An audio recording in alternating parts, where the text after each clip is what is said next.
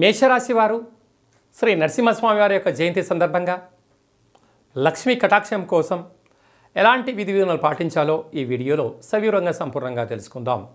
మేషరాశిలో ఏ నక్షత్రాలు వస్తాయనగా అశ్విని నక్షత్రంలోని 4 పాదాలు, భరణి నక్షత్రంలో 4 పాదాలు, కృతికా నక్షత్రంలో 1 పాదం కలిపితే మేషరాశి. మేషరాశి యొక్క అధిపతి కుజ భగవానుడు.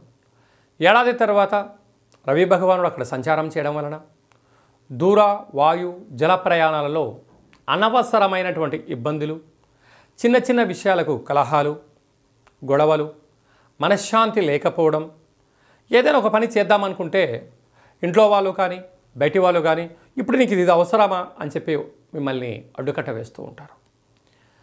కానీ అప్పుడప్పుడు కనీసం రోజులో 24 గంటల్లో ఒక్కసారైనా మీ మనసుతో మీరు మాట్లాడుతూ ఉండండి. ఏది సత్యం, ఏది ధర్మం, ఏది న్యాయం, ఏది విజయం, ఏది అపజయం అనేటువంటిది మిమ్మల్ని మీ యొక్క అనుభవాన్ని మించినటువంటి గురువు ఎవరు ఉండరట. అది ఏ కాకుండా దేవగురు బృహస్పతి చివరార్ధ సంచార స్థితిలో 15 రోజుల్లో ఇక్కడి నుంచి వెళ్ళిపోతున్నాడు కనుక స్వామివారి యొక్క స్మరణ, ధ్యానము, యోగం వలన గృహము, ధనపరమైనటువంటి యోగము, రాజయోగము, నూతన వస్త్రాలు, వాహనాలు, క్రయ విక్రయాలు యోగించే పరిస్థితి చాలా అధికంగా ఉంటుంది. అది ఏ కాకుండా సంతాన స్థానంలో కేతు సంచార స్థితి భగవాన్ ఉండడం వల్ల నూతనంగా వివాహమైన వారికి సంతాన యోగము, పిల్లల యొక్క చదువులు, అసలు ఇప్పుడు రాబోయే కాలంలో కొత్త అంటే 10th క్లాస్ అయిపోయిన వారు, ఇంటర్మీడియట్ అయిపోయిన వారు, డిగ్రీ అయిపోయిన వారు పిల్లల యొక్క చదువులు, అభివృద్ధి పైన బాగా దృష్టి సాధించి వీలైనంత వరకు మీ మనసులో ఏ కోరిక ఉండేదానికన్నా పిల్లల యొక్క మనస్తత్వాన్ని తెలుసుకొని వారికి ఏ రంగం పైన వాళ్ళకు ఆసక్తి ఉందో అలాంటి వాటిపైన చేర్పించండి. పిల్లలకు అభివృద్ధి చాలా బాగుంటుంది. లేకపోతే కొంతకాలం తర్వాత పిల్లలు మనస్తాపానికి చెంది అనేక రకాలుగా ఇబ్బందికి చెందుతూ ఉంటారు. అలా కాకుండా చూసుకునే ప్రయత్నం తల్లిదండ్రులే చేయాలని చెప్పి కూడా గుర్తుపెట్టుకోగలగాలి.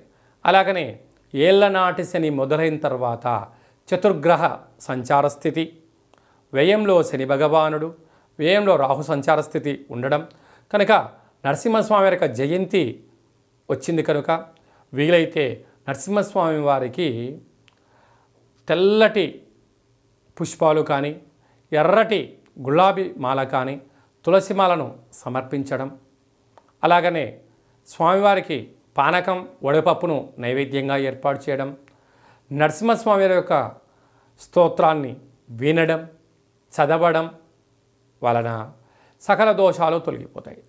అలా కుదరాలైనటువంటి వారందరికీ కూడా ఆ యొక్క కింద చెప్పిన విధానంగా ఈ పాలను ఏర్పాటు చేసుకొని అందులో కొద్దిపాటి నవధాన్యాలను కూడా వేసుకొని ఈ యొక్క పాలను నైవేద్యాన్ని గోమాతకు ఆహారంగా ఏర్పాటు చేయడం వల్ల గ్రహదోషం తొలగిపోతుందని చెప్పి గమనించాలి.